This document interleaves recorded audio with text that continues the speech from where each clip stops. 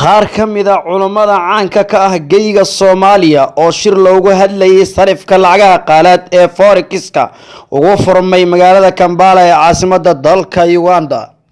shirkan 12 ee Islaamka oo sanadkan lagu qabtay magaalada Kampala ee caasimadda Uganda ayaa waxaa goobjoog ka ahaa furitaanka shirka Sheekh Mustafa Xaaji Ismaaciil, Sheekh Cabdirashiid Sheekh Cali Suufi, Sheekh Dr. Ali Maxamed Saalax iyo Sheekh Dr. Ahmed Jaamac Ismaaciil. sidoo kale waxaa munaasabadani furitaanka joogay qunsulka safaaradda Jamhuuriyadda Federaalka Soomaaliya ee Uganda, waxaana uu shirkan ka furmay masaajidka Tawxiid ee ku yaala Kampala, iyadoo mowduuca ay culimada ka hadli doonaan uu yahay beeca xalaasha iyo ribada, xoogana lagu saari doono sarifka online-ka ah. Sheekh Maxamed Cabdiweli oo ka mid ah mas'uuliyiinta masjidka Tawxiid oo ka hadlay munaasabadda furitaanka shirka ayaa soo dhaweeyay culimada Soomaaliyeed, isagoo Soomaalida degan Uganda ugu baaqay laga faa'iideysto culimada martida u ah.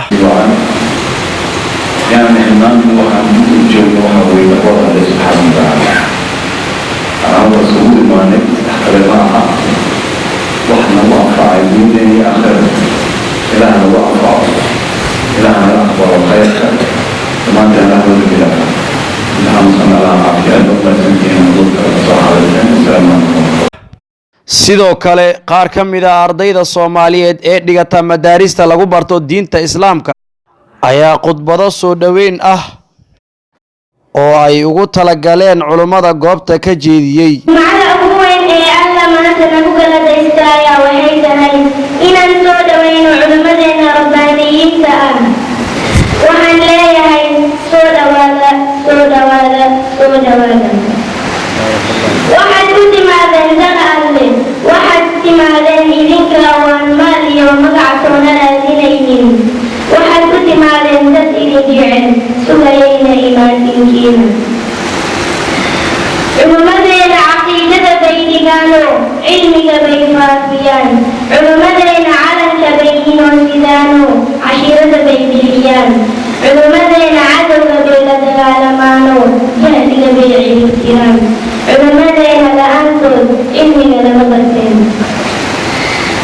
qunsulka safaaradda Soomaaliya ee Uganda Cali Qadar Wardheere ayaa culimada Soomaaliyeed ka amaanay sida mar walba ugu taagan yihiin fidinta diinta suuban.